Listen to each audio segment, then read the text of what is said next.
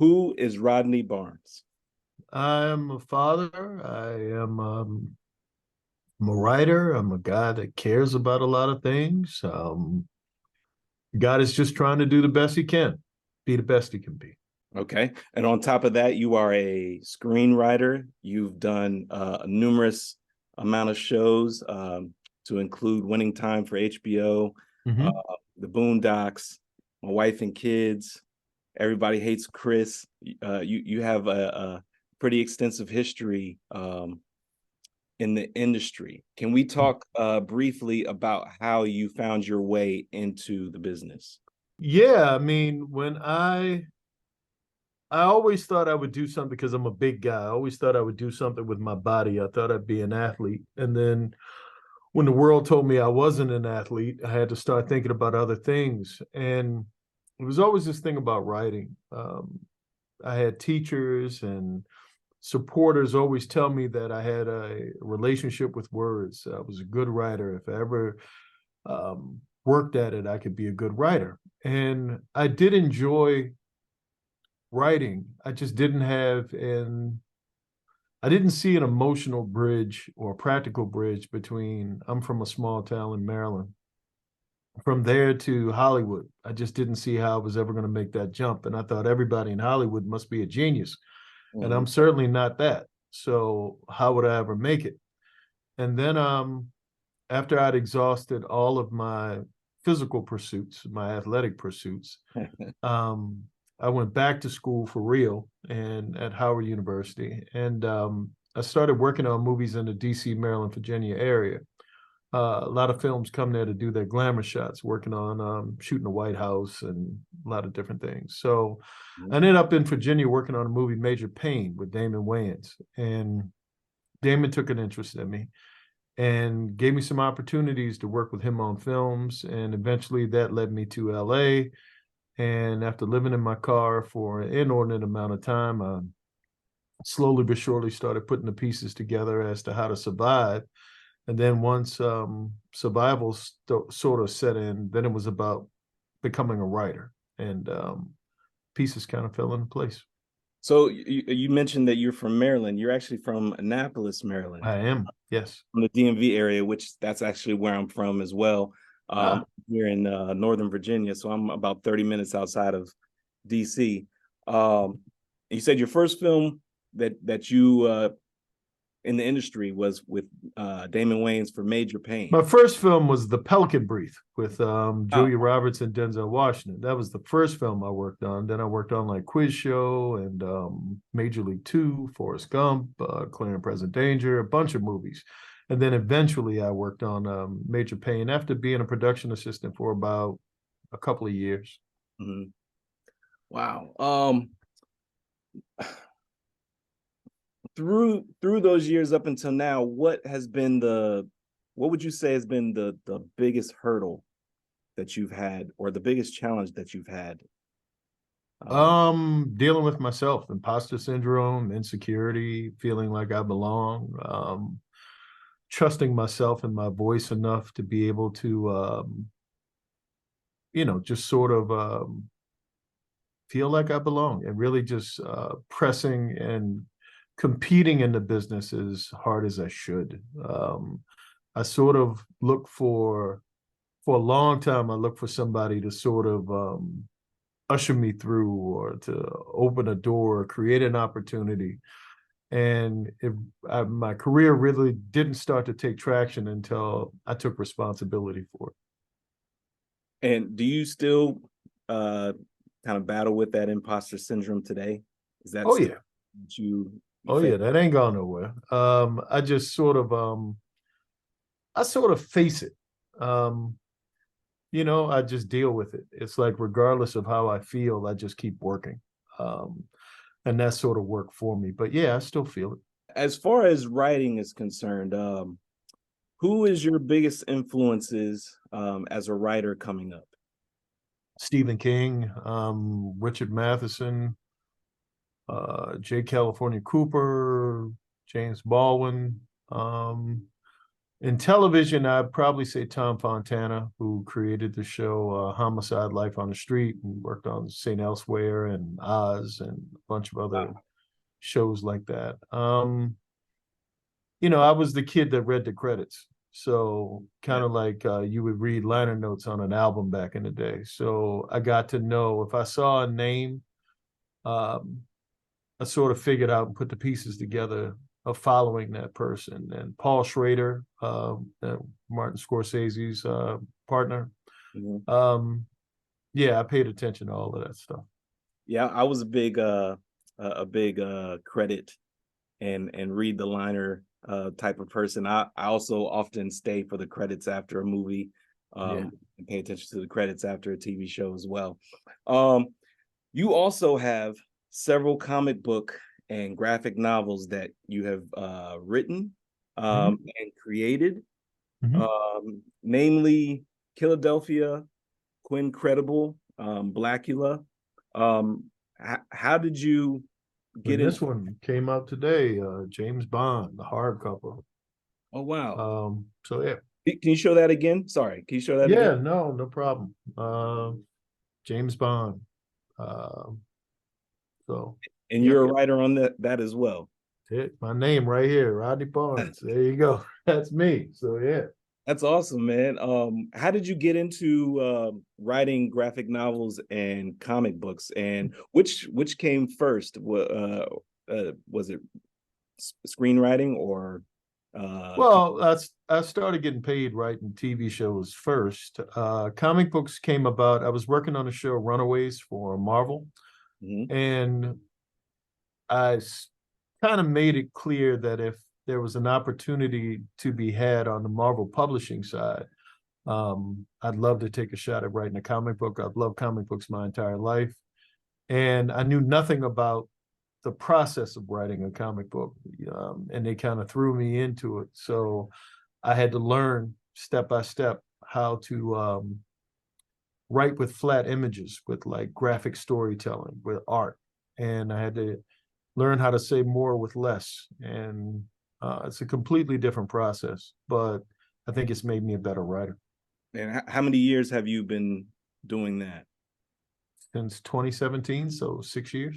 Okay, okay. Any plans in the foreseeable future of potentially turning one of your comic books or graphic novels into a movie or a TV show?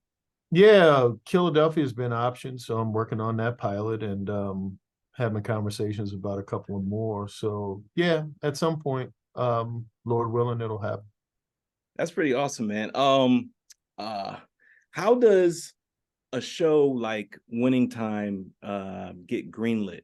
Did you pitch the show? Did you already have a pilot written for it? Did you write a spec script? No, it was a process. I was hired on to go through the process. There's a guy named Jim Hecht who's one of the executive producers on the show. He read the book Showtime by Jeff Pearlman. That's the book that the show is based on. Mhm. He optioned the book, got it to Adam McKay. Adam McKay got it to HBO. They hired Max Bornstein. He reached out to me to sort of work with him, and we all got together and made a show. And that's just through the connections that you've made. Yeah, Max and I had been working together on vinyl and a few other things over the years. Okay. Well, one thing that's not really talked about enough when it comes to writing for a series like Winning Time, and the amount of um, backstory and knowledge and research that you have to do when it comes to writing. Can you talk a little bit about that process and basically taking a story that's happened and putting it together, for TV and to be as factual as possible? Yeah, I mean the thing with Winning Time that was sort of unique was, yes, we say it's based on one book, but everybody, all of the major players, Magic Johnson, Kareem, they wrote a book. And Mhm. so we studied all of their books and we had news articles and YouTube and virtually every form of the interviews that they did in newspapers and magazines. We studied everything that we could possibly study. We had guys like Rick Fox who would come in, and Spencer Haywood helped us along the way. So, Right.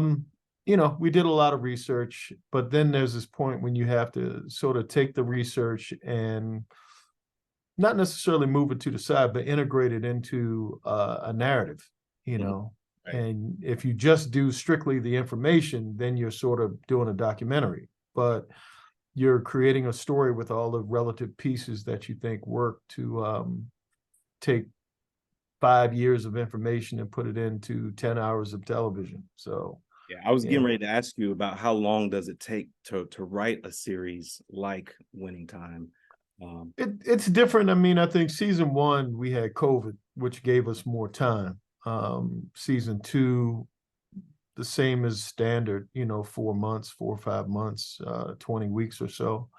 And we didn't do as many episodes in season two as we did in season one, Mhm. but the process is still the same as it would be for any other. And working with Sally Richardson Whitfield, Mhm. how close do you guys work together to bring the vision to the screen? She has punched me in the shoulder so much, I don't think I can use my right arm anymore. We work very close together. Sally's a really close friend. She's my little sister, and we work together very, very, very closely. We just got off the phone not too long ago. Okay, okay. And what I during that process, are you able to provide feedback from what you've written to how it gets captured? Or I mean, we see the dailies. I mean, we see dailies, but Sally's so good, and the team, Todd Van Hazel, who's our director of photography. Once you sort of lay a foundation, it's not a whole lot of every day having to go over what someone does. You sort of see the finished product, and really, when you get into the editorial process, when you start to put the pieces together.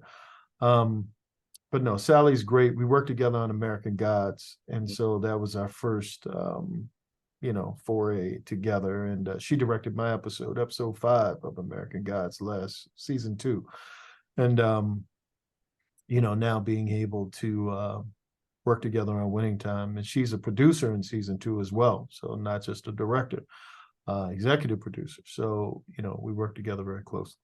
well, speaking of executive producer, how does one transition from being a screenwriter into becoming an executive producer? Or is that a completely different process? It's really a process of experience. Experience both with the writing aspect of the show, and then working with actors, working with directors, working with the pieces, working with the other executive producers, really just putting the show together.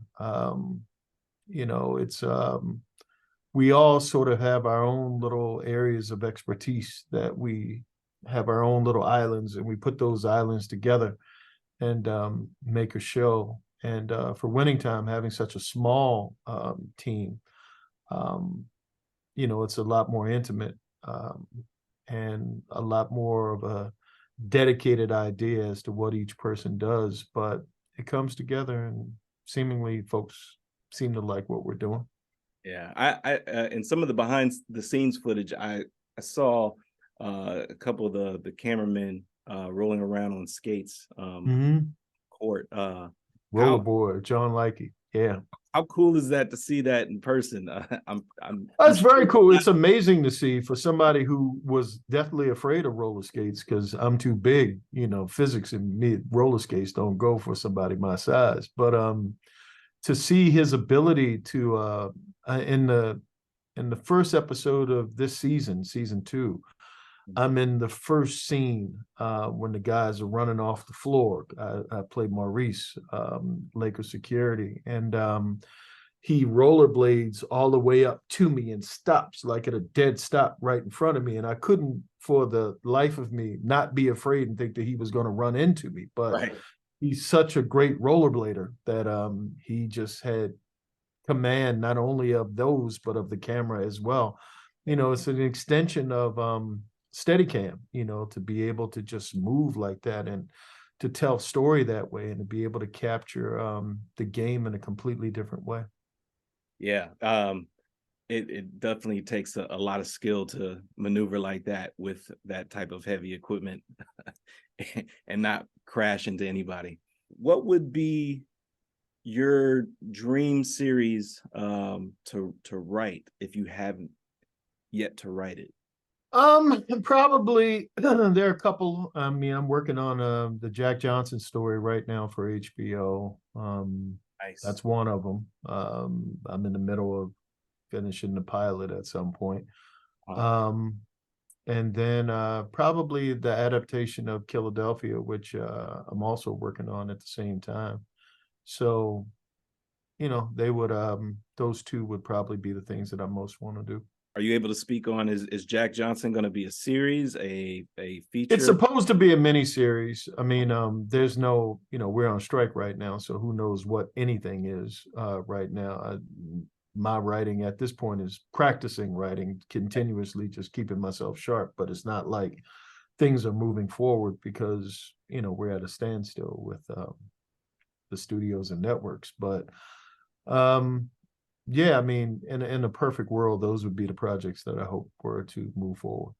I don't really know too much about Killadelphia. Can you talk a little bit about what that Yeah, is?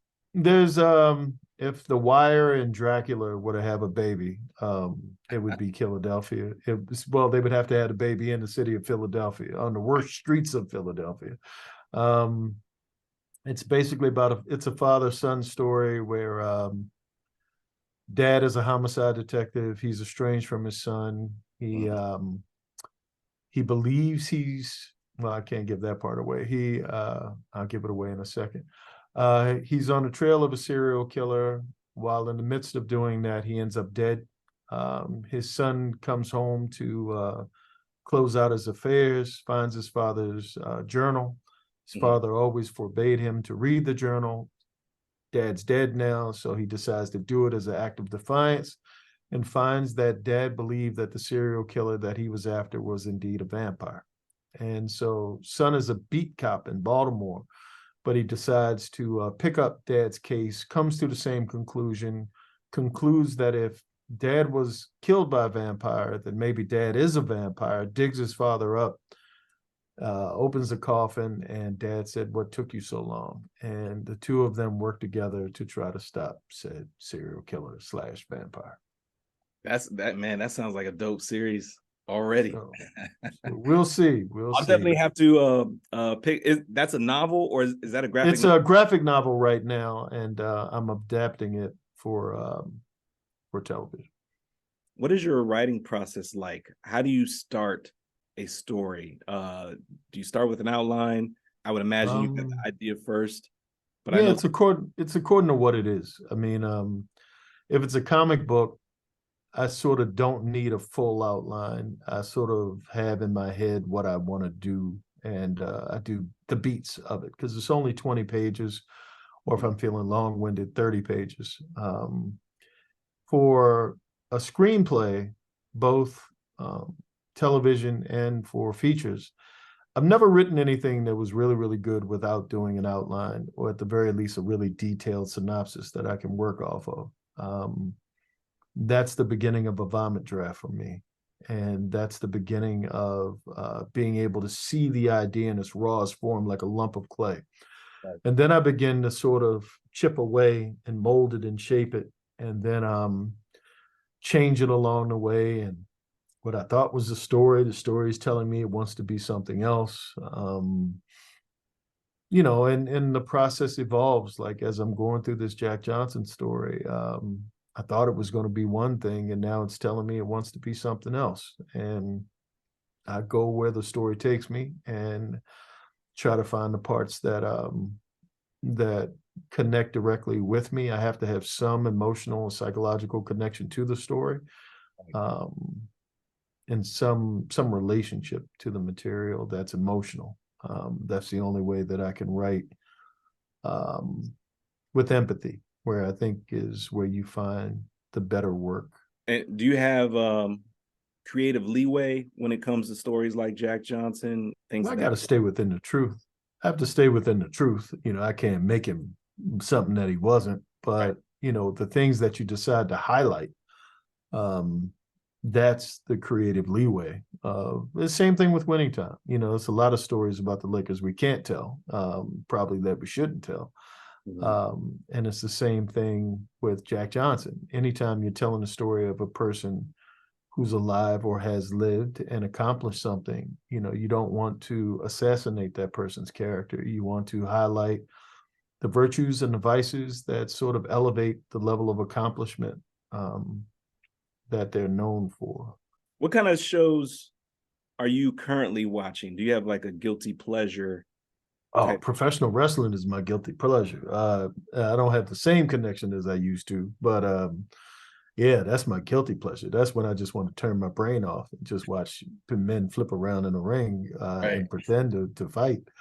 That's my guilty pleasure. I mean, or paternity court. Paternity court is a Really? guilty pleasure. Oh yeah, any of those shows, the people that I'll never really meet. Right. I love to hear them talk and argue and fight. Yeah, those things, the spectacle. I enjoy the spectacle from time to time. But what I watch, it mostly genre stuff, Last of Us, Black Mirror, Mhm. the Dahmer, stuff like the Dateline. I'm a Dateline because I'm old. If you see the gray on the sides, I'm old. So I watch Dateline, religion, all new Dateline. They could tell me, Jesus is coming back at 6 o'clock on Right. Ventura Boulevard. And not if it's at the same time, all new Dateline, you're gonna have to wait. Um, no disrespect to the Lord, but if you Right. don't get an all new Dateline all the time, they show repeats a lot. But yeah, those are my guilty pleasures. That's cool. And do you have a particular genre that you prefer to write? I mean, horror is the genre that I prefer to write. Comedy was where I got my big break, and it was such a eye-opening experience because you have some people that are immensely talented, who have just everything as far as jokes and can put joke and move story along. And I didn't see myself as that. I have a pretty decent sense of humor, but I've seen people whose brains were just wired to be able to do this thing, and I was never that. I always wanted drama and mystery and sci-fi and horror genre. I wanted to be a genre writer. I mean, that was my thing, and being able to come in with comedy first sort of trained my brain to understand my own limitations and sort of help my self-awareness and humbled me in a lot of ways. I have to say that you were actually the second person that I've spoken to that kind of well, you were already in the industry, but you mentioned that you work with Damon Wayans. Mhm. Allison Faust. I'm not sure if you're familiar with Allison hurt the arm that Sally didn't hurt. She hurt the Sally had the right and Allison had the left. Uh, Allison was the first person I sat next to in a writer's room on my wife and kids. She's my work wife. Yeah. Wow. Yes. Wow, that is pretty awesome, man. Small world, I guess. Yes. Pretty cool. Um, Yes. if you were to begin your career all over again and start fresh today, where do you think you would begin in order to get to where you are today? I would probably be more focused. I think the key to any writing career is your ability to focus and discipline yourself. And I think my focus and discipline would be a lot more heightened. I probably wouldn't worry about a lot of the things that I still worry about as much. I would approach it with a little bit more maturity and a lot less anxiety. And I'm a human being, so I think approaching this from the level of insecurity and fear that I approached it with probably hindered me and slowed my ability to see it for what it is and not necessarily how it felt. Mhm. Um, because sitting in a chair every day, hoping that one day they don't find out that you really aren't as good as they may think you are. Like, they're paying me this money to sit here and come up with ideas. It's like I should be lifting a box. Um, Getting that thought out of my head and really focusing more on the task at hand, I think would have served me better than. But then again, had I not gone through that process, I probably wouldn't be here because I may have taken it for granted. So, right, who knows? right. And lastly, what is a piece of advice that has been given to you that has resonated and stuck with you over the years? Damon Wayans said to me in the beginning that work begets work. And I never looked at, like, while I had a gig, that I was safe. Like, I never looked at it.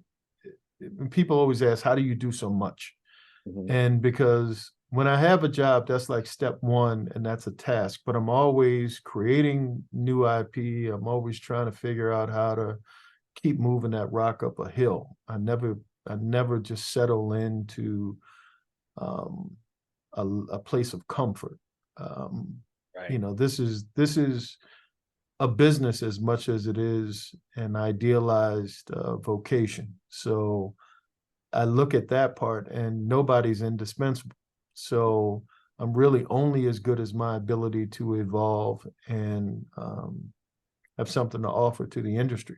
So Damon planting that seed in my head early on sort of allowed me to never just like kick back and say, "Oh man, I made it. I'm a writer." It was always like, tomorrow this could be over. Right.